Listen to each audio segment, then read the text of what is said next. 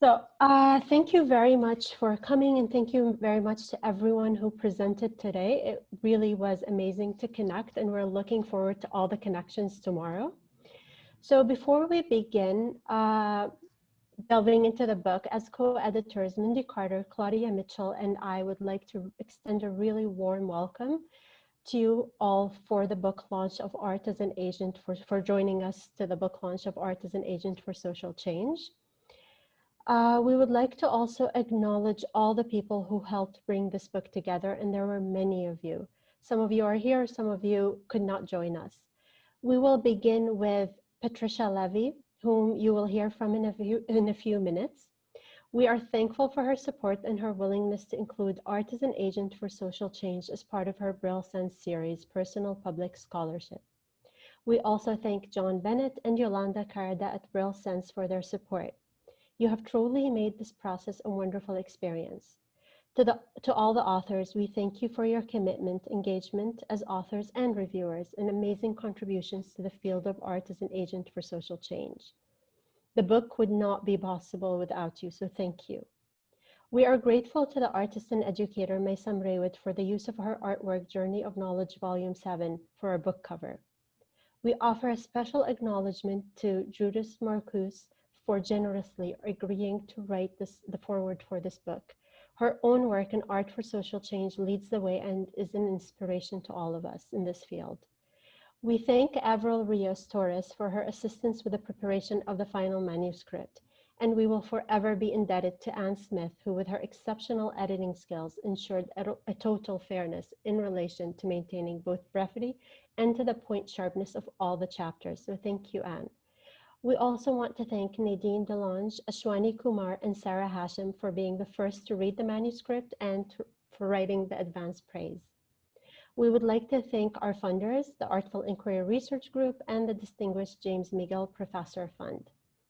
For this book launch, we also want to thank Cheryl Smith-Gilman and Darshan Daryanani for their support. Last but not least, I want to thank Mindy Carter and Claudia Mitchell. No words can describe how honored I am to be in your company and to continuously learn from you. You are truly inspirational. I will now pass the mic to Claudia Mitchell, who will give us a glimpse into the world of art as an agent for social change. Claudia, the floor is yours. Oh, thank you very much. Yes, here I'm on, and I'm with the brilliant editor herself, Anne Smith, live from Prince Edward Island. Thank you so much, Helen, for those lovely words. And I have to say, working with you and Mindy on this book project, starting with the conference, the day after the conference 2 years ago, like, maybe we should do a book. So I think this day has really one that we're very happy to see here finally. We're just moving out of the sun. Turns out we're like in the sun. So my task this evening is very short. It's a type of drum roll. I think we need a drum roll. We also have a couple of glasses of sparkling, well, it is champagne from Prince Edward Island, to introduce the book to the world and the world to the book. And to try to give a sense to you, a taste of the work of our amazing contributors. What we're about to do is show a short video, which was inspired by one of the South African contributors, Dr. Kathleen Pithouse Morgan, who at a launch 2 years ago of her book on objects, used a similar format in terms of bringing together all the pieces of the book into one short piece. So what we're going to do right now is we're going to have the treat of seeing a 5-minute and 16-second short visual and musical overview of the book dedicated to the contributors. We thank Cheryl Gilman-Smith for all of her work in helping to bring this together. And we are very grateful to Darshan Daryanani for his creativity and imagination in putting this all together. So sit back.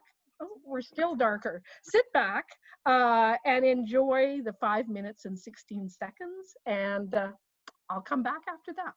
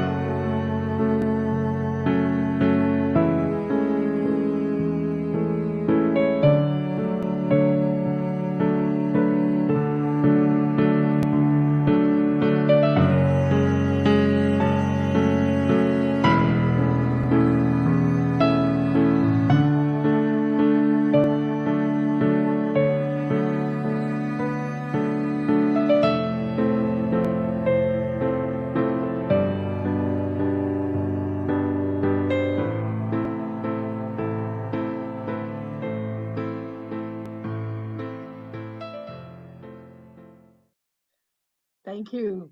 That's beautiful, Darshan. Thank you. And thank you to all the contributors. I think this is just such a special moment. And again, with, with an editor, thank you. And now I turn this over to Mindy Carter, who is going to introduce us to the keynote speaker for this evening, Patricia Leavy. So over to you, Mindy, and thanks again. Thank you so much, Claudia and Hala, and to all the authors from the book that are able to join us this evening. It is my great, great pleasure to introduce Dr. Patricia Leavy, who was the keynote speaker at our symposium 2 years ago, as Hala mentioned earlier. She's able to join us again this evening on this wonderful occasion of the book launch, and I'd just like to turn it over to her to say a few words. Thank you so much.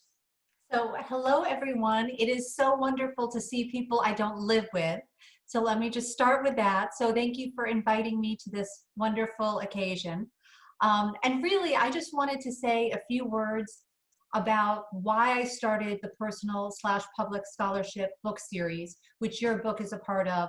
I want to talk a little bit about a few of the titles in the series and tell you why I'm so glad that your book is our newest title. So this is the mission statement for the Personal Public Scholarship book series that I created with Brill Sense. The Personal Public Scholarship book series values: 1, public scholarship, scholarship that is accessible to academic and popular audiences.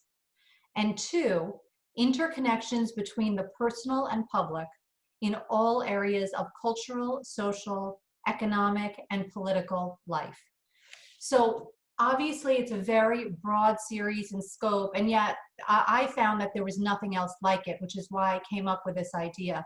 And I think in these times, perhaps more than ever, I'm so glad I had created this series, because I think people are seeing in lots of different ways how the personal and public are always connected, and these are always winding roads in our lives.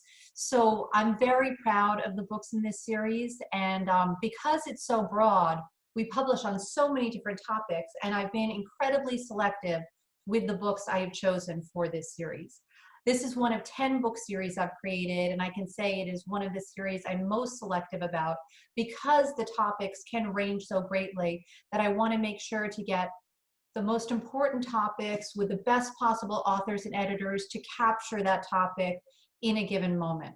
So some of the titles that you are joining in the company of, this series has been really received beautifully by audiences, but also won awards, created best-selling books.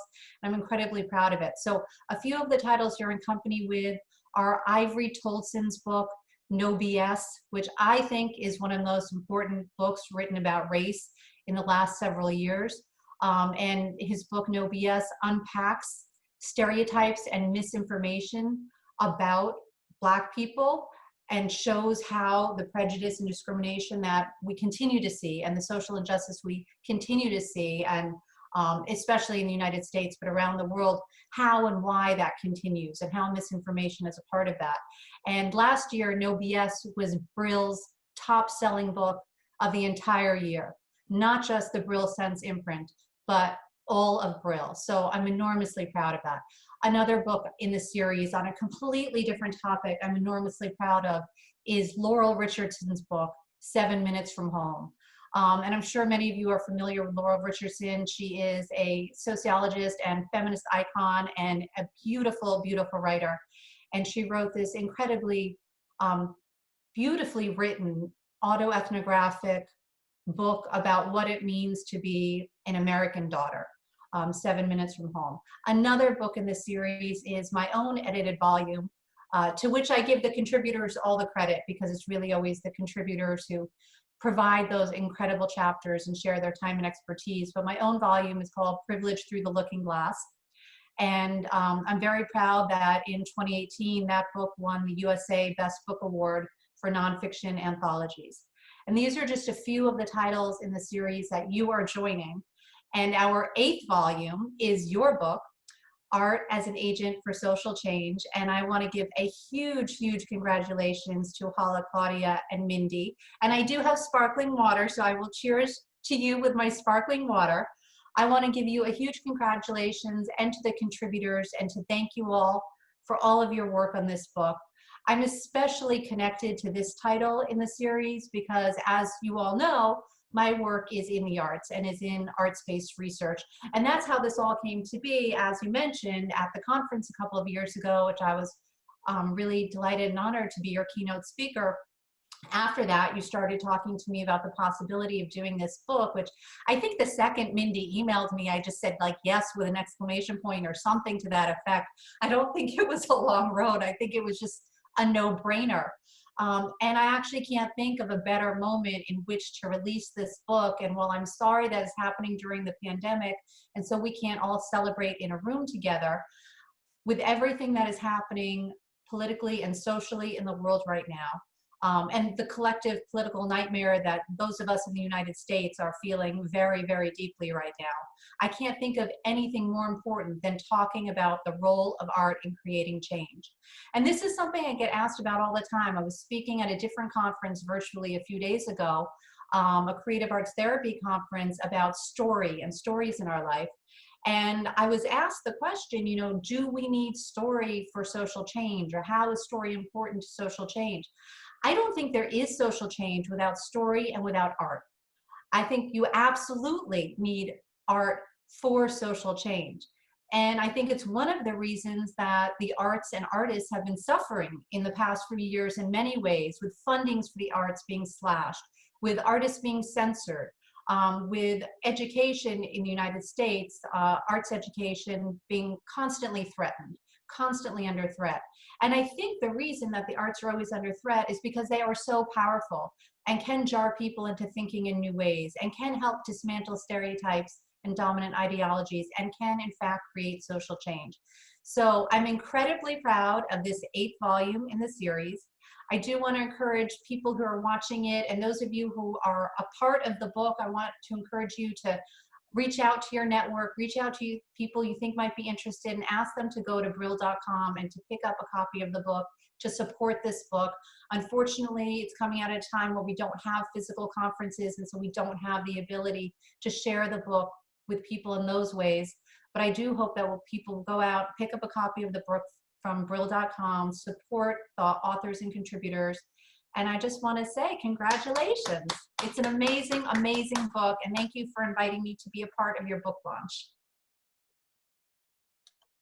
Thank you so much, Patricia. It's always a pleasure to hear you speak. And we're just so thrilled that you could come and be live with us today. It means a lot to us.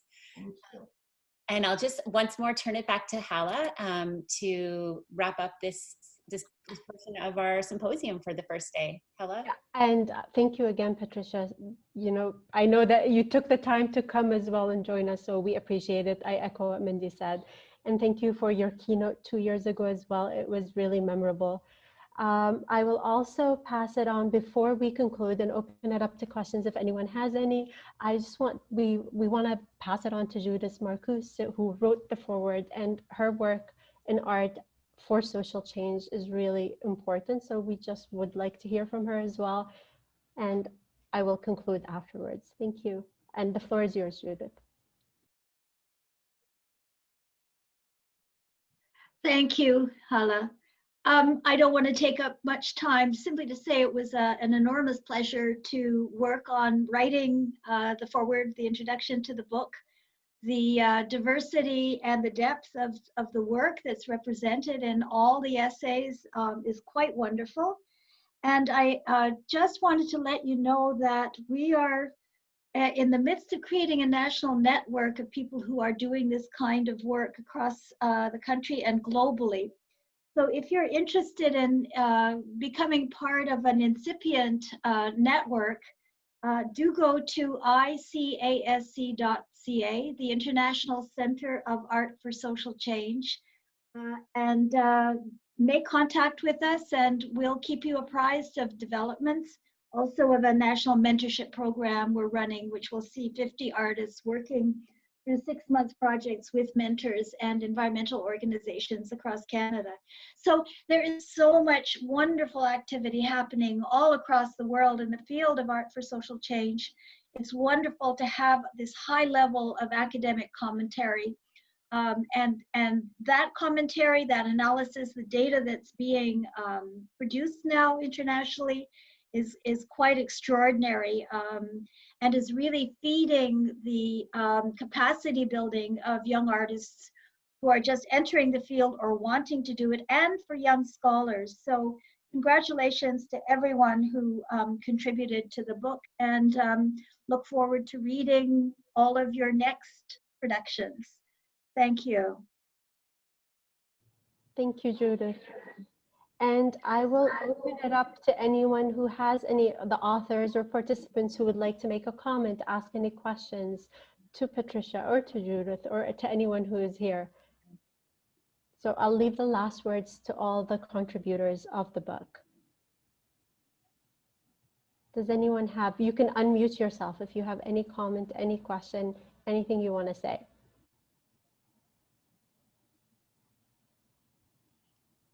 Going once, going twice.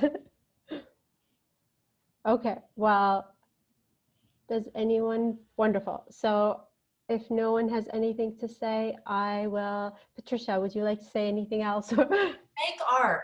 So I will say that, make art. I mean, we need it. So if you're a person who makes art, or you write, or you do activist work, whatever it is that you do, which has brought you to this moment of being in this virtual space together, do it now. We need it now. So I look at your book as a snapshot of what's been done and what's being done, and I look forward to what the next snapshot might be. What if you were doing a second edition of this book in 5 years, in 8 years? What would that be? So we all need to be doing research and making art now. And I can tell you, it's what's getting me through this pandemic. I mean, you are looking at someone who has been in our house for almost 8 months. The only people I see are my husband and my dog. I've always talked to my dog. Now I actually think she understands me. Okay, so that's where my life is right now. Thank you for laughing at that. Sadly, it's actually my life, but yes. And what has gotten me through this? I mean, look, I'm suffering in all the ways that I imagine many of you are: anxiety and concern, and just not having sort of what we consider a normal life. Missing people in my life, missing travel, all the things I imagine that many of you feel. What has absolutely gotten me out of bed every single day is making art. I mean, I can tell you this, that I've written 2 novels that would not exist if not for this pandemic, and I'm a third of the way through novel number 3. And so that is, for me, the good personal thing to come out of this. And they are very influenced by the experience of what I'm experiencing right now. And also not just me personally, but what we as a global community are experiencing right now. So make art, write, do your activist work. There, you know, while this is a time of isolation in some ways, I also feel it's a time of deep connection in other ways. And I feel that there are ways to do that. Maybe you'll make art or do your activist work in a different way than you would have had not been for this pandemic. And so while we're living in this moment, embrace that and make art and do activist work, because the world needs it, and I think each of us personally needs it. Thank you. I definitely agree, and that's what has kept my sanity as well through these months. Claudia, Mindy, any final words before we conclude? There are some questions in the chat. Oh, there you go. Can you read? Evan's asking whether there's a possibility of a book on arts in the pandemic. And this question is directed to Patricia. Of course it is. The publishing questions always come my way. So yes, there's a possibility. So if anybody's really interested in developing an idea for the series, you can go to my website, which is just my name, so patricialeavy.com, and there's a tab for book series, and you can click on that and it will tell you how to develop a proposal, where to send it. It goes to my assistant first, then it comes to me, but there's the process. And you know, you're more than welcome to put an email that you have this idea or thought of it while we were having this Zoom experience, and that will jar my memory. But yes, one thing I will say though, which whenever there's any sort of crisis happening, I'm inundated with people who want to do books about that crisis. It doesn't matter what the crisis is. It's sort of every major event that happens, all of a sudden I get lots of emails about that. And a book has to live outside of a moment. So think about that. So yes, something could be a snapshot about what's happening now, but we will not be in this moment forever. So how will that book live for readers 3 years out of the pandemic, or what we hope will be 3 years out of the pandemic? So just consider that as you're conceptualizing the book, that you're capturing a moment, but it has to be about more than just that moment. That's smart. Thank you. Darshan, are there any other questions? No, everyone's just very enthusiastic and happy to be here, it seems. Perfect. And we're happy that everyone, well, nearly everyone was able to make it. So thank you very much. Claudia? Oh, I just want to say thank you again to you and Mindy for being such great people to work with. That's very, very, you're just inspiring people, and you both work so hard. So I really, really enjoyed it. And I thank everyone for coming this evening. It was really a special moment when we finally realized that the book would come out at least 12 hours before the book launch. So we're all set. And also to say that we will make the video, the final version of the video, available to all the contributors as well. So thank you very much. And thank you, Patricia. Thank you very much. And thank you to all the authors as well. You made the process really easy, and you were flexible, and we all appreciate it. So thank you. And the book is beautiful and wonderful, and everyone at Brill did an amazing job.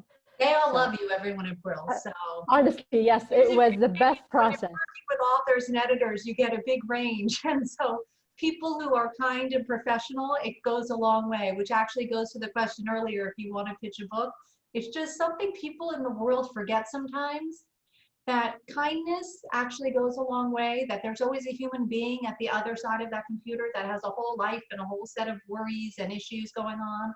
And so I always find that those small things are so important. And sometimes people ask me, you know, I get proposals every single day for my 10-book series. And, you know, we accept about 1% of the proposals. And I always get asked, well, how do you decide what you're going to accept? And yes, you're interested in the topic and you think that that person is capable of doing it. But then there's the, like, do I want to deal with this person? Do I want to work with this person? I mean, every assistant, every email my assistant gets, they forward it to me with their little notes about how the person has treated them via email. That's the first thing I see. Because I've learned over doing this for more than a decade how much that matters. You know, because there are many worthwhile projects in the world that unfortunately we can't fund them all. And that's a shame, and I wish we could, but we can't. So sometimes you bank on people that you want to work with. So I do just want to tell Mindy and Hala and Claudia that everyone at Brill found you a joy to work with, as I knew I would, so that was a no-brainer, but everyone there did too. So thank you for being so professional and having the book in such beautiful shape. And to the cover artist, the art is just beautiful. It looks great. I cannot wait to hold it in my hands. Thank you. Me too. And we will be sending out copies to the first authors. So thank you very much. Appreciate it. I will end the chat here, and hopefully I will see you all tomorrow again. So please do join us at 9 a.m. Thank you again, Patricia, and we hope to see you again for everything. So we really appreciate it, and we appreciate your time. So take care. Thank you, everyone. Bye. Have a wonderful day and stay safe. Congratulations. Thank you.